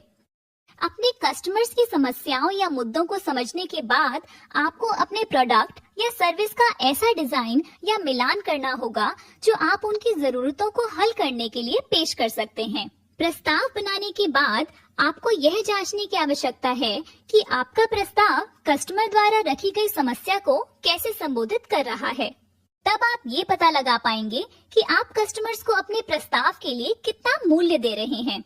इस अनुमान को आपके द्वारा प्रदान की जाने वाली सर्विसेज के साथ आपके प्रस्ताव की रुपी वैल्यू में परिवर्तित किया जा सकता है। आपके प्रस्ताव के रुपए की कीमत के आंकलन के बाद अब समय है आपके कस्टमर्स की वैल्यू डिलीवरी की जांच करने का। हाँ मैम, मैं समझ गया, लेकिन हमें इस पॉइंट से आगे कैसे बढ़ना चाहिए? मैं आपको स्पष्ट रूप से समझाती हूँ। आप अपने समाधान को कैसे पेश कर रहे हैं? इसके लिए जैसे कि हमने पहले चर्चा की है, आपका प्रोडक्ट या सर्विस आपके प्रतियोगी द्वारा प्रदान किए गए प्रोडक्ट या सर्विस से कैसे एकदम अलग है। दूसरी बात जो आपको अपने कस्टमर्स को साबित करने की आवश्यकता है वो यह है कि आपका प्रोडक्ट या सर्विस आपके प्रतिद्वंदियों द्वारा प्रदान की गई प्रोडक्ट या सर्विस से कैसे अलग या श्रेष्ठ है। अपने प्रोडक्ट या सर्विस की वैल्यू बनाने की कोशिश करते समय आपको हमेशा ध्यान में रखने की जरूरत है कि यह मेरे पैसे कमाने से कम और कस्टमर की समस्या का समाधान कैसे करें उसके बारे में ज्यादा है। आप अपने सहयोगियों को भी ला सकते हैं या अपने प्रोडक्ट या सर्विस के प्रस्ताव की वैल्यू बढ़ाने के लिए पार्टनरशिप बिजनेस भी कर सकते हैं। अब कस्टमर से प्रोडक्ट या सर्विस के मूल्य को प्राप्त करना सीखते हैं। हाँ मैम, कृपया मुझे ये समझाएं। वैल्यू कैप्चर कस्टमर की सबसे पहले डिलीवरी वैल्यू से आता है। वैल्यू कैप्चर करने के लिए बस यह जांचें कि क्या आपका समाधान कस्टमर के लिए फिट बैठता है। इसमें आपके कस्टमर्स की पहुंच, माइंडसेट, स्थान, संस्कृति और शायद भूगोल भी शामिल होंगे। इसके बाद आपको अपने बिजनेस की यूनिकनेस को अपने कस्टमर्स को साबित करने की जरूरत है। इस तरह आप उन्हें समझा पाएंगे कि आपके प्रतिस्पर्धियों को आपके बिजनेस को कॉपी करने से क्या रोकता है। एक्सक्लूसिविटी, सेवा और समाधान प्रोडक्ट या सर्विस की यूनिकनेस के कुछ मूल हैं। यदि आप इन कारकों को ध्यान में रखते हुए काम करते हैं तो आप उस प्रोडक्ट या सर्विस के लिए बनाई गई वैल्यू का एक हिस्सा कैप्चर कर पाएंगे जो आप प्रदान करते हैं। ये प्रोडक्ट या सर्विस के रूप में प्रदर्शित होगी कि कितनी वैल्यू बनाई गई है। लगाया गया मूल्य निर्मित मूल्य का हिस्सा है। कस्टमर्स तब स्वयं नोटिस कर पाएंगे कि आपके प्रस्ताव अन्य प्राइसिंग मॉडल से कैसे अलग हैं। प्राइस यानी कि मूल्य हमेशा इस बात से जुड़ा होता है कि आप कस्टमर्स के लिए कितनी वैल्यू क्रिएट कर रहे हैं। तब आप अपने प्रोडक्ट या सर्विस को लागत, प्रतियोगियों की प्राइसिंग, मार्जिन एक्सपेक्टेशन से अलग कर सकते हैं आपके प्रस्ताव के वैल्यू क्रिएट करने के बाद। इस तरह आपके प्रस्ताव की वैल्यू मार्केट में अधिक हो जाएगी। अब कुछ मान तत्वों को देखें जिन्हें आप उत्पादों के लिए बना सकते हैं। हाँ मैम, हम मूल्य बनाने के लिए उत्पादों का प्रचार कैसे कर सकते हैं? उत्पादों के लिए आपको उत्पाद की विशेषता सहित मूल एलिमेंट्स की जांच करने की जरूरत है। उदाहरण के लिए एक सोलर लालटेन की बिक्री के लिए बता सकते हैं कि इसकी कोई आवर्ती लागत नहीं है, इसको किसी रख रखाव की जरूरत नहीं है, इसमें कोई धुआं या आग नहीं लग सकती। इस तरह आप उत्पाद के लिए मूल्य बना सकते हैं। सेवा के क्षेत्र में वैल्यू एलिमेंट्स को बढ़ावा दे सकते हैं, ये बता के कि इसमें क्या एडिशनल है। सोलर लालटेन के ही उदाहरण में आप आजीवन वारंटी और अतिरिक्त लाभों को समझने के लिए मुफ्त डेमो प्रदान करके मूल्य एलिमेंट्स बना सकते हैं। पार्टनरशिप व्यवसाय में मूल्य एलिमेंट्स प्रत्येक भागीदार द्वारा प्रदान किए गए ऑफर्स के संयोजन से बनाया जा सकता है। यह ग्राहकों के लिए समाधान के निर्माण को सक्षम बनाएगा और आगे बढ़ाएगा। सोलर लालटेन के उदाहरण में आप और आपके साथी इसका विज्ञापन कर सकते हैं कि यह मोबाइल फोन चार्जर के रूप में भी कैसे काम कर सकता है। अब आइए देखें कि कैसे वैल्यू एलिमेंट्स को वैल्यू एडेड में बदला जा सकता है।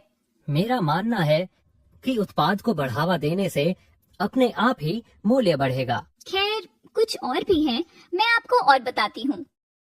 वैल्यू एलिमेंट्स को वैल्यू एडिशन में बदलने के लिए आपको पहले ग्राहक सेगमेंट को समझना होगा। ऐसा इसीलिए है क्योंकि ग्राहकों के विभिन्न भाग या समूह किसी उत्पाद या सेवा की विभिन्न विशेषताओं को महत्व देते हैं। कौन से वैल्यू एलिमेंट्स कौन से सेगमेंट के लिए जरूरी हैं, ये देखना होगा।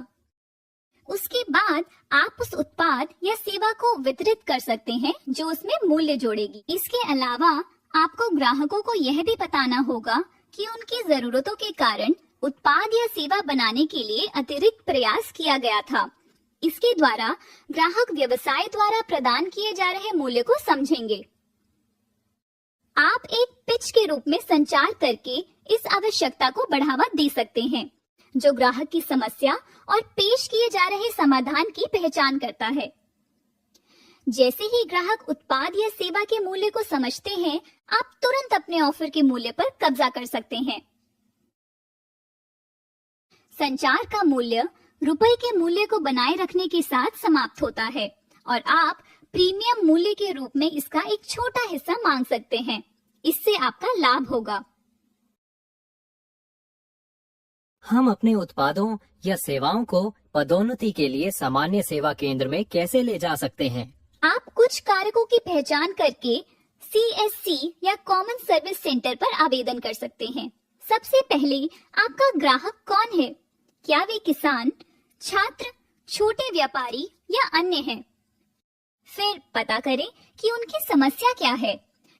क्या यह जानकारी की कमी, सेवा की कमी, समय पर मदद, कई सेवाओं या प्रदाताओं या अन्य लोगों से जुड़ना है? अगला, उनकी समस्याओं के लिए आपकी क्या पेशकश है?